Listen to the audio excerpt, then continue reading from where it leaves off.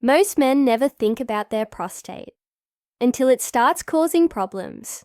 But what if something as simple as how often you release could be affecting your health? Some experts claim frequent ejaculation keeps the prostate in top shape, while others warn that too much could lead to long-term damage. So, does masturbation actually make your prostate bigger?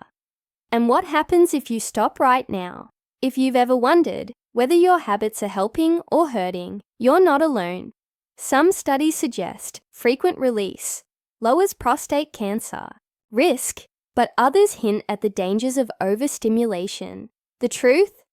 It's not as simple as you might think. Before you assume you're doing everything right, you need to hear this: what most men don't know about the prostate.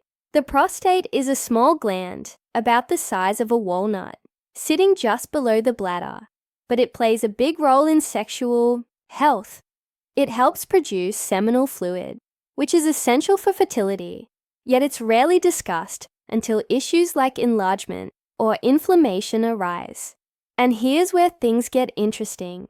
Could something as simple as masturbation be affecting its size or function? For men over 50, the prostate often becomes a source of concern. Conditions like benign enlargement can make urination difficult, and inflammation can cause discomfort. Many turn to medications or lifestyle changes, but some believe regular ejaculation might play a role in keeping the gland healthy. That's where the debate begins. Does frequent release help, or could it be making things worse? Scientists have explored whether masturbation has any long-term effects on the prostate, but opinions remain divided. Some claim that regular ejaculation helps flush out toxins, reducing the risk of enlargement, while others warn that excessive stimulation could lead to chronic issues. So, what actually happens inside the prostate when a man ejaculates? What really happens when you ejaculate? Ejaculation isn't just about pleasure. It's a biological process with real effects on prostate health. The gland produces and stores seminal fluid, and when a man releases, it helps clear out old fluids. Some researchers suggest this flushing effect could reduce the risk of buildup, which might contribute to conditions like prostatitis. But is it really that simple, or is there more to the story?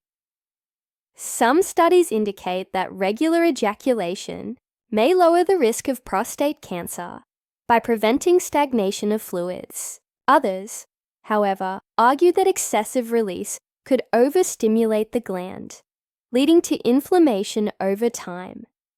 The key question is whether there's an ideal frequency, but there's no universal answer. What happens when someone takes things too far, the other side? Could too much be harming your prostate? While some believe regular ejaculation helps, others warn that too much might backfire. The prostate is like any other gland. It responds to stimulation, and overstimulation could lead to inflammation. Some men report discomfort, frequent urges to urinate, or even chronic prostatitis linked to excessive release. So, is there a safe limit, or does it vary from person to person? Doctors don't all agree, but some suggest that an overworked prostate might stay inflamed, leading to long-term irritation. It's the same reason why overusing any body part can cause strain. But how does this compare to the opposite extreme? What if a man stops completely? The effects of abstinence may surprise you. If you are enjoying the video, please consider helping by clicking the like button and subscribing. It means a lot and motivates us to bring more quality content for you. Now let's continue. What if you stop completely? Going weeks or months without release doesn't leave the prostate untouched. It changes how it functions. Without ejaculation, fluids can accumulate, sometimes leading to discomfort or a sensation of fullness. Some experts suggest that prolonged abstinence might increase the risk of benign enlargement, while others argue that it allows the body to reset. But is there a hidden cost to holding back?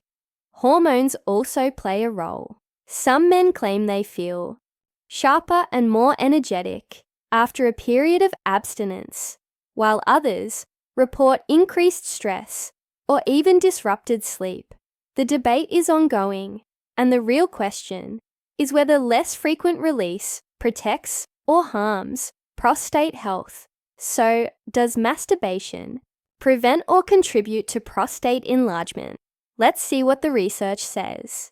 Does masturbation prevent or contribute to prostate enlargement? Studies suggest that ejaculation frequency could influence prostate health, but the findings aren't always consistent.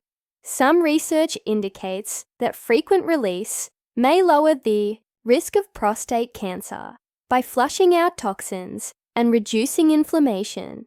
On the other hand, some experts argue that abstinence might allow the prostate to function more efficiently, potentially reducing the risk of benign enlargement.